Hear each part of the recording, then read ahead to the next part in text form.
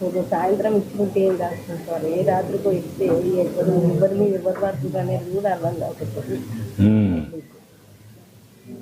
ఇంతకుముందు ఎన్నిసార్లు వచ్చావు మనం? రాలేదు సార్, ఈసారి ఫస్ట్ టైం వచ్చావమ్మా. పిల్లలు మీరేం చేస్తారమ్మా అక్కడ? ఏమ్మా హౌస్ వైఫ్. పిల్లలు ఏం చేస్తారు?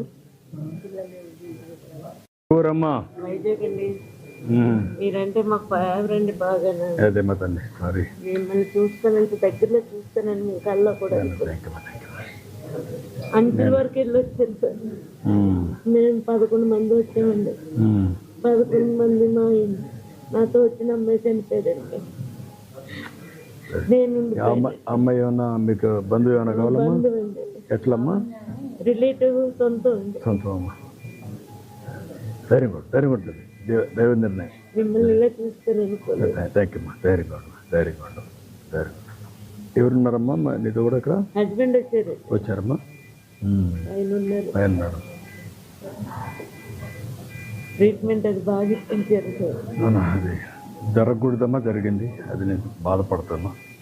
జరగకుండా ఉండాల్సింది. ఎన్నిసార్లు వచ్చావు మనం ఇక్కడ? నేను 15 years వచ్చాను సార్. హస్బెండ్ 20 years అయింది. ఎప్పుడు ఏకాదశికి వస్తారమ్మా? ఎప్పుడు ఏకాదశి దర్శనం అవుతుంది. ఈసారి దగ్గరలో ఉన్నాను సార్.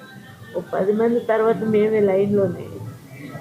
మీ 10 మంది వెళ్ళే లోగండి 100 జనం వచ్చేసారండి.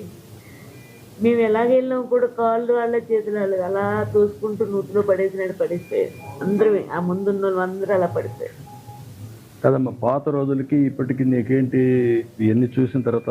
సార్ మీరు మేడం అక్కడ కొండ మీద అండి 2 రోజులు కూర్చొని నడుచుకుంటూ 32 గంటలు మేము నడుచుకొని వెళ్ళినా మాకు చాలా ఆనందంగా ఉండేది సార్. అప్పుడు ఇప్పుడు కింద ఇన్ని అవస్థలు 3 దిక్కలకి వెళ్ళి 3 దిక్కల చాలా రెస్ట్గా ఉంటే ఇక్కడ ఖాళీ ఉందని వచ్చాను సార్.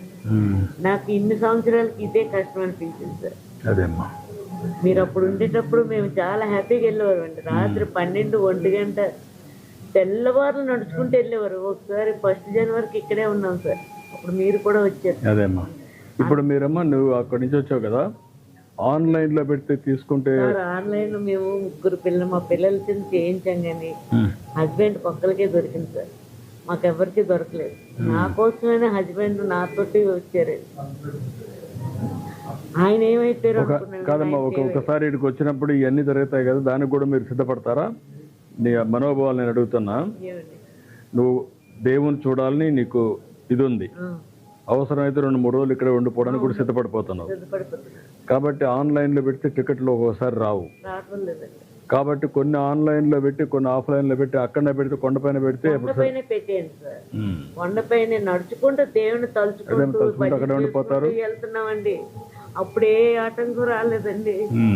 మా పిల్లలు కూడా గాబరైపోయారు. అమ్మ 32 గంటలు ఎలా అమ్మ నిలబడ్డావంటే మాకు ఆ దేవుడిని తలుచుకుంటూ వెళ్ళిపోయామమ్మా. ఒక 8 గంటలు కూర్చోబెట్టేవారండి. మిగతాదంతా నడుచుకుంటూ దేవుడిని ప్రదర్శన చేసినట్టు వెళ్ళిపోయేవారు. ముందే కొండపైన టికెట్లు ఇచ్చి అదే బాగుంది సార్.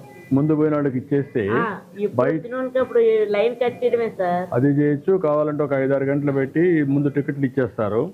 బయట వాళ్ళు తిరుక్కొని ఆ టైంకి వచ్చి మళ్ళా దర్శనం చేసుకో కొండపైన. మీకు విజ్ఞప్తి చేస్తున్నాను, నన్ను ఇంక రానివారు కూడా నా పిల్లలు వాళ్ళ ధైర్యం కూడా ఏం కాదు. దైవ నిర్ణయం. పెట్టుబడులు వచ్చాయి బాగా, అంతా వచ్చాయి. ఎట్లా